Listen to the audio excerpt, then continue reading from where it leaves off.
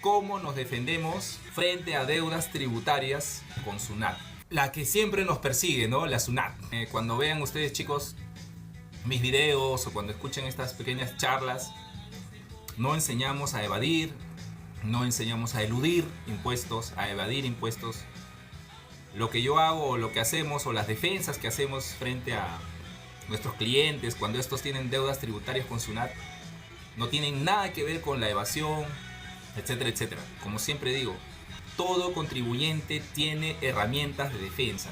Consulta, ¿prescribe cobranza coactiva de SUNAT? Claro, las deudas pueden prescribir. Hay bastantes supuestos, sobre todo si son deudas antiguas, Nero. Pero si son deudas del 2018, 2019, 2020, es baja la probabilidad de poder ganar un proceso de prescripción. Generalmente, cuando una deuda es antigua o ya es exigible coactivamente, siempre está en una etapa de embargo, siempre. A mi pregunta, doctor, quiero cambiar de domicilio y no puedo porque tengo deuda. ¿Qué debo hacer si no tengo el dinero? Esa es una buena pregunta. SUNAT no les permite cambiar el domicilio fiscal, señores. No les permite. Ustedes llaman a SUNAT, quiero cambiar mi domicilio. No, señor, no puede cambiar su domicilio porque tiene restricción domiciliaria. Eso es lo que dice nuestra administración tributaria. Porque usted tiene restricción domiciliaria. ¿Pero por qué? Generalmente SUNAT emplea esta situación de restricción domiciliaria cuando de por medio hay un procedimiento de fiscalización. No te permite modificar el domicilio fiscal, porque la norma lo dice, el Código Tributario lo señala. Entonces, otro supuesto, Army, es cuando lo que tú señalas, que cuando hay una deuda en etapa coactiva, SUNAT tampoco te permite modificar tu domicilio fiscal. Sin embargo, sí se puede hacer. Sí se puede. Hay que sustentarlo. Derechos de los contribuyentes, ya les he dicho, todos tenemos derechos. Si SUNAT nos dice que no se puede, hay que informarse. Y si es que informándonos no podemos encontrar alguna vía, hay que buscar asesoría. Ahorita estamos en la época de la información, chicos. Estamos en la época digital donde hay chicos que sin necesidad de prepararse en una academia ingresan a las universidades. Hay chicos, y eso está demostrado, la información está en internet, chicos. Nunca pierdan de vista ello. Estamos en la época donde cualquiera tiene acceso a la información. Entonces, Army, sí hay forma, te lo resumo rápido. Tú tienes que sustentar a SUNAT por qué estás cambiando tu domicilio fiscal. Tienes que fundamentarlo con un escrito. Por ejemplo, ¿no? Señalas de que has alquilado otro inmueble y en ese inmueble va a ser tu nuevo domicilio fiscal. Le adjuntas el contrato de arrendamiento con firma legalizada. Si demuestras eso, SUNAT, a pesar que tienes deuda en cobranza coactiva con restricción domiciliaria, a pesar de ello te tiene que aceptar. Te tiene que aceptar. Entonces, Army, eso es una forma de poder cambiar. Entonces, tu pregunta es, quiero cambiar de domicilio y no puedo porque tengo deuda. ¿Qué debo hacer si no tengo el dinero? Ya, la primera parte de tu pregunta la respondí. Te dije que sí puedes cambiar de domicilio fiscal, ¿no? Ahora dices, tengo deuda. ¿Qué puedo hacer si no tengo el dinero? Es difícil, ¿no? Si no hay el dinero, lo único, no sé qué tributo y periodo será tu deuda. Si es antigua, aplica lo que he estado señalando en esta pequeña charla. Si es antigua, una opción sería la prescripción, ¿no? Cuando hay una deuda tributaria, siempre lo recomendable es, apenas te notifique, impugnarla dentro de los plazos. Porque si no lo impugnas dentro de los plazos, esto va a pasar a coactiva, ¿no? Espero haberte ayudado, Army. Cualquier consulta, cualquier cosa, escríbeme. ¿Cómo levantar un embargo por SUNAT ante registros públicos? La única herramienta que tienen los contribuyentes para cuestionar una cobranza coactiva, chicos, es el escrito de queja ante la sala de quejas del Tribunal Fiscal. Como ya en anteriores oportunidades he dicho, el Tribunal Fiscal es un tribunal administrativo, así similar al Tribunal de Registro Público, Tribunal de Indecopi, bastantes tribunales administrativos que hay. El Tribunal Fiscal resuelve controversias en materia tributaria a nivel administrativo. Con lo que decide el Tribunal Fiscal ya no se puede hacer nada. Generalmente, si el Tribunal Fiscal confirma las deudas, pasa a una etapa coactiva. Pero si el contribuyente no está de acuerdo con lo que resolvió el Tribunal Fiscal, puede acudir al Poder Judicial impugnando mediante una demanda lo que ha resuelto el Tribunal Fiscal. Bueno, retornando un poco a la pregunta, ¿cómo levantar un embargo de SUNAT ante registros públicos? como te estaba diciendo, el único recurso que hay a nivel administrativo es el escrito de queja en la sala de quejas del Tribunal Fiscal. Tiene que estar debidamente sustentado. Lo que comúnmente se hace, Miki, es cuestionar, por un lado, el inicio de las cobranzas coactivas. ¿Cómo se da el inicio? Con la notificación de las deudas. Y luego de ello, cuestionar el inicio de la cobranza coactiva propiamente. Esos dos aspectos es lo que valora el Tribunal Fiscal para ver si el procedimiento está acorde a ley. ¿Ya? Eso se ve en la queja. Ahora, de por medio pues hay bastantes otros argumentos, ¿no? De pronto que la deuda en cobranza coactiva que tiene el embargo del inmueble que tú me estás consultando es una deuda antigua, se puede alegar la prescripción. O de pronto los embargos son desproporcionales, porque ha ocurrido muchas veces que la deuda es 100 y toda la suma de los embargos en inmuebles, retenciones bancarias, retención a terceros suma 1000. Ahí hay una desproporción, ¿no? Y el Tribunal Constitucional ha señalado que eso, por ejemplo, es ilegal. Hay bastantes argumentos. Las mismas notificaciones, ¿no? Por ahí va un poquito. Deudas de la 2012 y 2013 ya prescribieron, por supuesto. Pero ojo, no es que, oye, son del 2012, ya prescribió. No, Ana, hay que iniciar un proceso de solicitud de prescripción donde identifiques el tributo y el periodo a la propia SUNAT. SUNAT tiene un plazo de 45 días para responder. Una vez que te responda, tú tienes un plazo de 15 días para apelar. Apelas y el caso sube al Tribunal Fiscal, Ana, y es el Tribunal Fiscal el que va a decidir esa controversia, si ha prescrito o no ha prescrito. Pues ahí tienes que asesorarte bien. Muchas personas, me ha pasado, presentan la solicitud de prescripción a SUNAT, SUNAT le responde, le dice que no ha prescrito y luego no hacen nada. Incluso hay un plazo excepcional de 6 meses para apelar, chicos, y las personas no lo saben y lo dejan ahí. Incluso hay un plazo para apelar de 6 meses, el Tribunal Fiscal lo ha señalado, en temas de prescripción. ¿Por qué? Porque el tribunal dice, oye, las controversias sobre prescripción no tienen nada que ver con una determinación de obligación tributaria. Por lo cual el plazo de 15 días para apelar no aplica, porque el plazo de 15 días es cuando hay controversias que tienen que ver con la determinación de la deuda tributaria. Acá no hay determinación, acá es una controversia que tiene que ver si es que SUNAT puede o ya no puede cobrar. Pero no se está cuestionando la deuda. ¿Ya? Entonces, Ana, no te olvides, solicítala a SUNAT de manera escrita, susténtala. Luego no te olvides de apelar, siempre tienes que estar pendiente de tu buzón Sol porque ahí te notifica SUNAT. Si necesitas mayor ayuda, Ana, escríbeme al número de mi perfil que está ahí arribita. Ahí arribita está, chicos. ¿Ya? Entonces, a ver, sigamos con las consultas. Me gusta cuando hacen consultas y poder ayudar a los muchachos, porque de eso se trata, ¿no?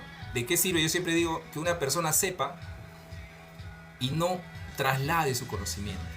Lo que yo sé, todo lo que les digo, chicos, lo pueden encontrar en internet.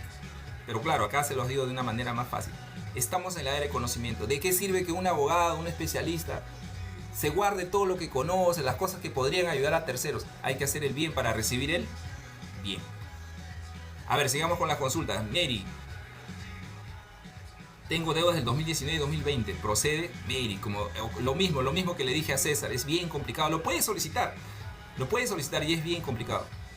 Pero a ver, Mary, mira, hay un procedimiento, igual César, hay un procedimiento que se llama solicitud de prescripción, ya no al área no contenciosa de SUNAT, sino al área coactiva de SUNAT. Al área coactiva de SUNAT. Hay una jurisprudencia, ya les he dicho que el Tribunal Fiscal es un ente superior a SUNAT que resuelve controversias tributarias, y como tribunal administrativo el Tribunal Fiscal puede emitir jurisprudencia de observancia obligatoria para SUNAT, para todos los contribuyentes, y uno de ellos es una resolución del Tribunal Fiscal que salió en el 2016 que permite de manera excepcional solicitar la prescripción no al área no contenciosa de SUNAT, porque ahí es donde se solicita generalmente, sino al propio ejecutor coactivo. Y tan solo esa presentación, Ana, César, tan solo esa presentación obliga a que el ejecutor coactivo suspenda de manera temporal los embargos o la cobranza coactiva hasta que el Tribunal Fiscal se pronuncie sobre ese proceso de prescripción. ¿Por qué? Porque el proceso regular es... Justo eso lo posteé, chicos, hice un pequeño reel o foto en TikTok. Creo que ahorita tiene 30.000 vistas. Mucha gente no sabe. Entonces, ya va a formar parte de la estrategia del especialista, del abogado, para, digamos, qué vía realiza, ¿no? Si hay una deuda antigua, ya sea del 2013 o del 2019, qué vía escoge para solicitar la prescripción, para buscar la suspensión de cualquier cobranza coactiva, o incluso también está la queja que les había hablado, ¿no? La queja La queja es un escrito que el Tribunal Fiscal resuelve sobre la legalidad de la cobranza coactiva, que es una dimisión. Entonces también se podría iniciar esta prescripción al propio ejecutor coactivo, chicos. Eso existe, hay una jurisprudencia del Tribunal Fiscal que lo dice. Toda la información, todos los videos que yo pongo, chicos, en mi canal de TikTok tiene un sustento legal. Tiene un sustento legal, ya sea en una base normativa o ya sea en una base jurisprudencial. Sigamos contestando. Ana me dice, mira, me pasó lo siguiente. Entraron a una tienda que era de mí, y ahí impusieron una multa por la tienda, jamás fue mía. Este me lo apela, doctor, yo le escribí. Ya está bien, Ana, ahí lo conversamos mejor, no te preocupes, qué bueno que me hayas escrito. Ya ahí vamos a estar en comunicación. No te preocupes, Ana. A ver, Jonathan dice, tengo RUC 20 que está desactivado, pero tiene varias coactivas, ya de más de 6 años. ¿Se puede anular?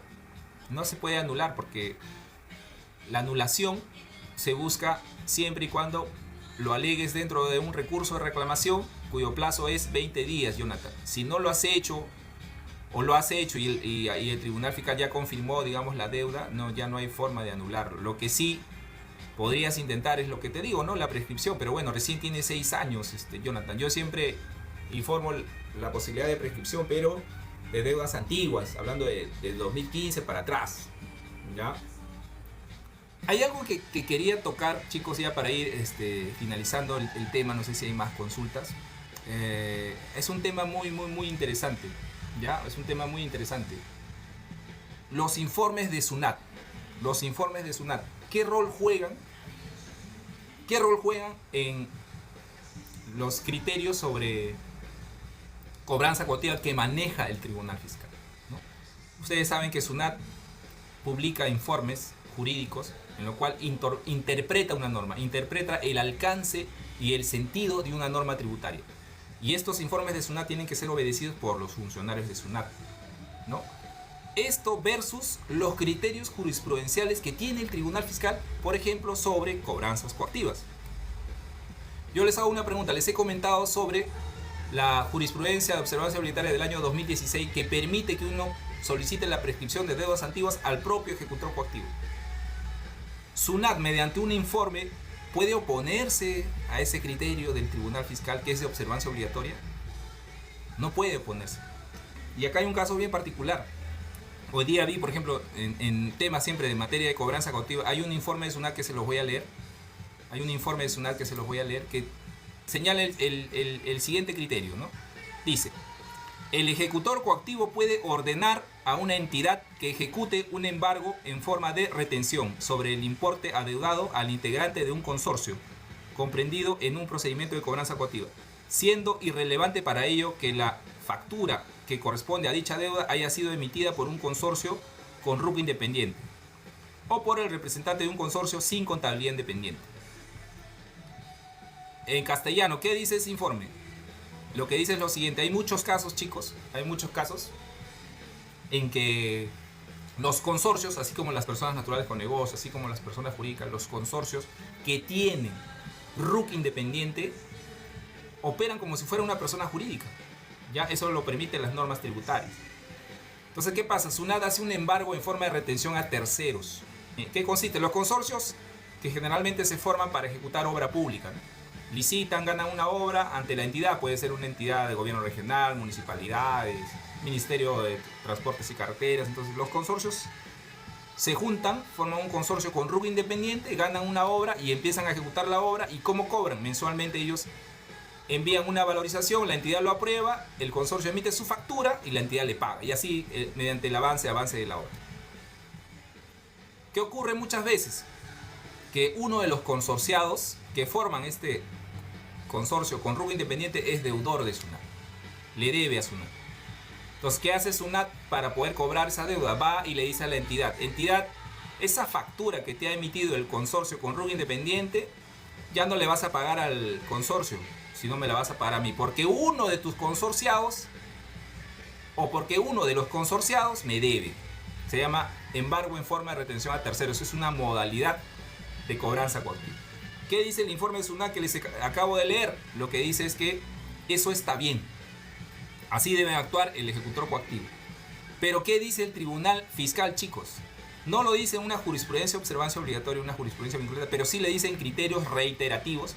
Dice que esa retención es ilegal, no procede. Entonces, ahí les hago un alcance de cómo los abogados tributaristas tenemos que hacer prevalecer, digamos, los criterios que maneja el Tribunal Fiscal, que es un ente superior, a los criterios que mantiene SUNAT en casos de cobranzas coactivas. En casos de cobranzas coactivas. Entonces, hay varios ejemplos, chicos, hay varios ejemplos. Y bueno, la conclusión es que no todo informe de SUNAT que tiene un criterio X puede ser oponible a los criterios del Tribunal Fiscal. Así los criterios del Tribunal Fiscal se basen en jurisprudencias reiterativas o en una sola jurisprudencia que sea de observancia obligatoria. ¿Ok? Entonces, eso es, digamos, uno de tantos aspectos, aristas, bagajes que existe en embargos por deudas que están en etapa de cobranza coactiva de SUNAT, muchachos. Entonces, hemos hablado un poquito de ellos. Quiero hablar un poquito sobre el embargo de inmuebles en inmuebles que son propiedad de una sociedad conyugal. Eso también es muy recurrente, ¿ya? Muy recurrente. Por eso el tema es soluciones frente a embargos sobre inmuebles. Hemos hablado de todo un poco y recién estamos tocando el tema del live. Entonces, ¿qué pasa acá? Ocurre muchas veces que el ejecutor coactivo embarga en forma de inscripción un inmueble cuando este inmueble cuyo propietario es una sociedad conyugal. Y resulta que uno de los miembros de la sociedad conyugal es el deudor tributario, ¿ya? Deudor tributario. ¿Qué ocurre aquí, chicos? Si el deudor tributario, una persona cualquiera, se casó y bueno, luego adquirió un inmueble y el inmueble está a nombre de la sociedad conyugal, está bien. Lo que generalmente hace el ejecutor coactivo es trabar embargo sobre las acciones y derechos de uno de los cónyuges que es deudor. Sin embargo, las normas prohíben ejecutar o rematar estas acciones y derechos. A SUNAT lo prohíben hasta que culmine la etapa de sociedad conyugal. La etapa de sociedad conyugal. He tenido muchos casos en que las personas vienen y dicen: oye, mi inmueble está embargado, pero estoy casado y SUNAT me hace llegar documentos que va a rematar. Mentira, señores, no se puede. ¿Ya? Entonces, ahí hay que analizar el caso, ¿no? De dónde nace la deuda, en qué etapa está, qué otros embargos tiene, la proporcionalidad, y ver la forma de defender, digamos, o tratar de levantar estos embargos, en este caso a una sociedad conyugal. Lo cual es un supuesto diferente cuando el inmueble o el propietario del inmueble es un bien en copropiedad. Es diferente a la sociedad conyugal. Generalmente cuando un bien inmueble está, su propietario es una copropiedad, hay 2 o más de 3 propietarios. Ahí es diferente. Ahí sí he visto casos, chicos, en que si uno de los copropietarios debe a SUNAT, SUNAT sí puede iniciar el remate de las acciones y derechos de ese copropietario sobre el inmueble. De tal forma que si realiza el remate, aquella persona interesada va a participar en el remate y va a adquirir las acciones y derechos de la participación de ese inmueble. Ahora, ahí hay bastantes aristas, ¿no? Porque ¿qué persona interesada puede querer adquirir un inmueble o la parte de un inmueble o solo las acciones y derechos de la parte de un inmueble cuando el inmueble puede estar ocupado por otra persona, cuando, etcétera, etcétera, ¿no? Hay muy pocos. Por eso que en la práctica hay muy pocos casos que SUNAT inicia el remate de un inmueble que está en copropiedad cuando uno de los copropietarios es deudor de SUNAT. Ya, ahora otro ejemplito también, hablando un poco de soluciones de embargos soluciones frente a embargos de deudas tributarias en casos de embargos de inmuebles. Es el caso, y me ha tocado ver cuando el inmueble tiene una primera hipoteca. ¿Qué pasa? En muchos casos un inmueble puede estar a nombre de una persona jurídica, a nombre de una persona natural, etc. Ocurren casos en que el inmueble ya tiene una primera hipoteca. Generalmente las empresas trabajan con los bancos, ¿correcto? Los bancos hacen préstamos, hacen su hipoteca sábana sobre el inmueble y ya la empresa tiene su línea de crédito con el banco y empiezan a trabajar, ¿no? Sin embargo, ¿qué pasa? Que de manera posterior la empresa cae, pues, ¿no?, en deudas tributarias. Entonces, ¿qué hace el ejecutor coactivo? Realiza el embargo en forma de inscripción sobre estos inmuebles. que ya tienen una primera hipoteca. He conocido casos en que el ejecutor coactivo incluso notifica las resoluciones coactivas que nombran a peritos tasadores. ¿Ya? Que nombran a peritos tasadores para rematar el inmueble. Pero uno se pregunta ahí, y ahí están los derechos del contribuyente, ¿no? Ahí se pregunta, está bien, yo le debo a SUNAT, pero ya tengo una primera hipoteca. Y las normas del sistema financiero, las normas señalan que esta primera hipoteca siempre va a tener prevalencia.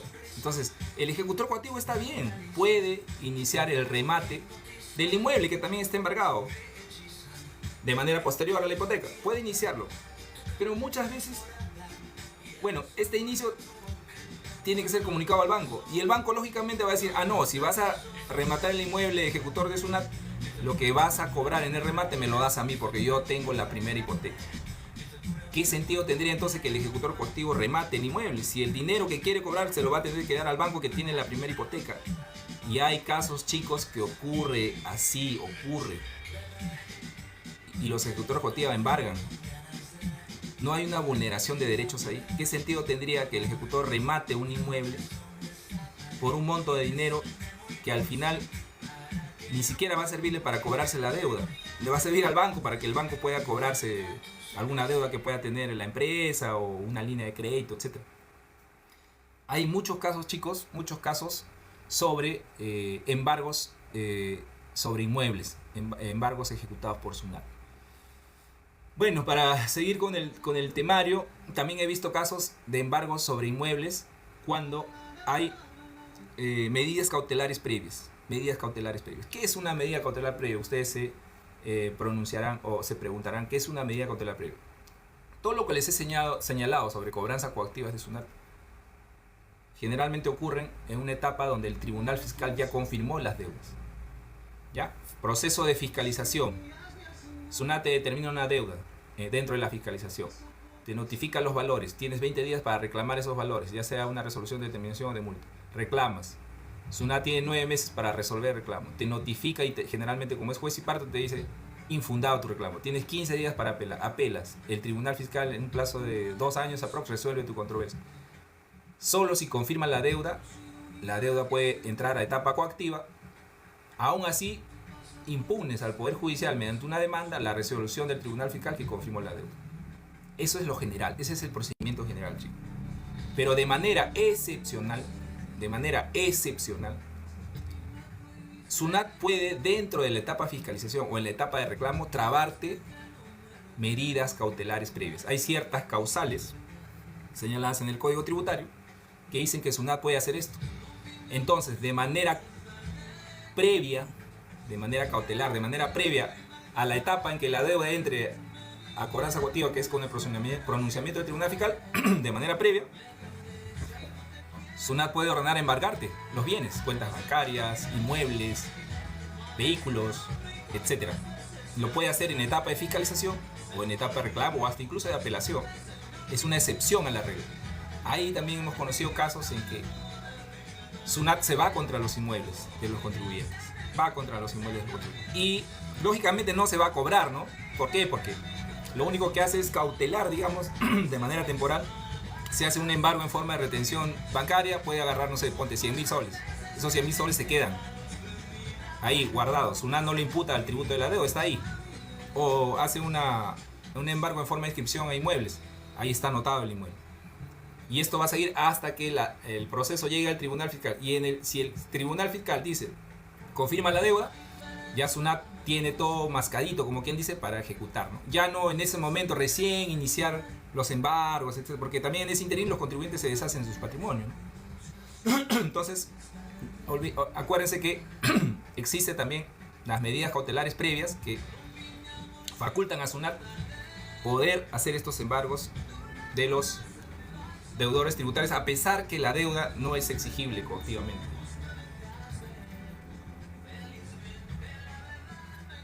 Bueno, chicos, somos 429. A no ser que TikTok me esté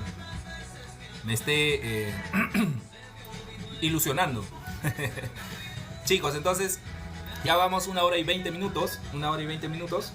Para cerrar, hablemos un poquito de la importancia y las notificaciones, chicos. Importancia y las notificaciones, ¿ya? es muy importante. Yo diría que la gran mayoría de deudas que están en etapa coactiva es porque han nacido por no haberse percatado de una notificación. Es por eso que el Tribunal Constitucional tiene esa sentencia que les señalé. Hay 3 sentencias del Tribunal Constitucional que dicen que la modalidad de notificación solo al buzón SOL es inconstitucional cuando vulnera el derecho de defensa de los contribuyentes. La importancia de las notificaciones. Hay que ver. Los contribuyentes también tenemos que aprender, ¿no? No vamos a esperar a que explote el problema para recién recurrir a una demanda de amparo, a un escrito de queja, para cuestionar las notificaciones de deudas, las notificaciones de deudas tributarias. Es importante, si uno no se percata de las notificaciones y no reclama dentro de los plazos, lamentablemente las deudas pasan a etapa coactiva. Así son las reglas de juego, chicos. Eso forma parte del derecho procesal. Ustedes saben que en el derecho hay un derecho material, un derecho sustancial, derecho a la vida, ¿no? Derecho a la libertad de empresa, derecho a la libre asociación. Eso forma parte de un derecho material, derecho sustancial, derecho al trabajo, derecho a no ser despedido sin causa justa. Pero para hacer valer ese derecho sustancial, ese derecho fundamental, existe una vía que es el derecho procesal. ¿Cómo hago valer mi derecho de defensa cuando me han notificado de manera irregular una deuda tributaria solo a mi buzón SOL? ¿Cómo hago valer mi derecho de defensa, que sería el derecho sustancial, el derecho material, el derecho de defensa? ¿Cómo lo hago valer? Aplicando el derecho procedimental, el derecho sustancial, la demanda de amparo, el escrito de queja. Son procedimientos netamente reglados. Como decía mi profesor en la Facultad de Derecho, el derecho procesal es el camino, es el camino que sigue el río, y el agua es el derecho sustancial, el derecho material. El mundo del derecho es así, amigos. Entonces, para ir cerrando, la única forma que los contribuyentes podemos hacer valer nuestros derechos materiales, sustanciales, principios de no confiscatoriedad, principio de capacidad contributiva, derecho de defensa, derechos fundamentales de los contribuyentes. ¿Cómo hacemos valer esos derechos que son materiales, son sustanciales? Mediante el derecho procesal. Yo, Roberto, la experiencia me ha llevado a especializarme un poco al derecho procesal, a aspectos netamente procedimentales. Hay una rama del derecho que se llama derecho procesal penal, derecho procesal civil, y en materia tributaria hay un derecho procesal tributario que tiene que ver con litigios. Entonces yo, por eso pongo ahí en mi reseña, en la tarjetita que ven arriba, que yo me especializo en eso, en derecho procesal tributario. Entonces, chicos, espero que les haya gustado. Ya me voy despidiendo, ya va a ser 1h30. Hay que ir a casa, hay que descansar. Ya no ha habido más preguntas. No sé si están contentos con mi charla, o soy muy claro y no tienen ninguna pregunta, o es que no entienden nada y bueno, por eso tampoco preguntan, ¿no?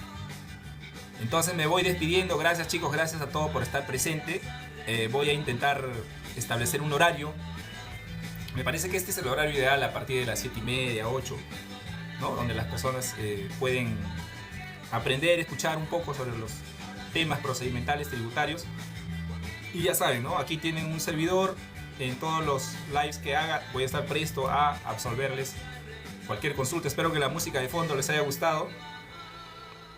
Nos estamos viendo, Meiri, Omaira, Ana, ya nos estamos viendo. Miki, muchas gracias. Cuídense, gracias a todos, gracias por los corazones, por haber compartido, gracias por seguirme. Y ya vamos a estar tocando otros temas también, chicos, no solamente temas de cobranza coactiva. Ya hay muchos temas, las reclamaciones, las apelaciones, los procedimientos de fiscalización, acciones inductivas, la diferencia con procesos de fiscalización, procesos ante el Poder Judicial, en qué casos se dan.